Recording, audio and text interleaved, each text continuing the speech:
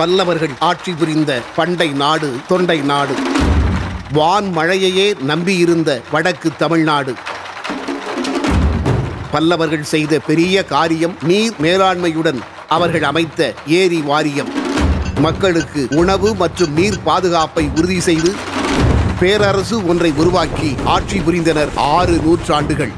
அவர்களின் ஆட்சி காலத்தில் நிர்மாணிக்கப்பட்டு தற்போதும் பயன்பாட்டில் இருந்து வரும் காவேரி பாக்கம், மகேந்திரவாடி மற்றும் சென்னையின் குளல் நீர்த்தேக்கத்தையும் சேர்த்து மொத்த நீர்த்தேக்கங்களின் எண்ணிக்கை 39. அந்த எண்ணிக்கை இப்பொழுது 40ஆக உயரப்போகிறது.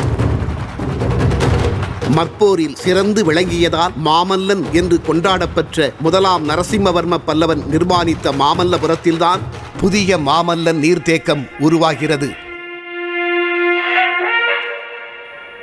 உப்பளமாக கிடந்த நிலத்தில் 34 கிலோமீட்டர் நீளமான கரையுடன் 1.655 TMC கொள்ளளவு கொண்டதாய் இந்த நீர்த்தேக்கம் உருவாகப் போகிறது.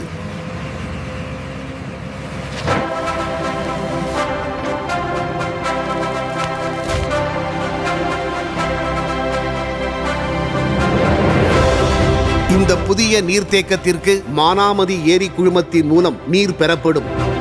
நீர்த்தேக்கத்திற்கு வெளிப்புறமாக அமைக்கப்பட உள்ள மேற்கு மற்றும் கிழக்கு வடிகால்கள் மூலம் மிகை நீர் ஒழுங்கிகளால் வெளியேற்றப்படும்.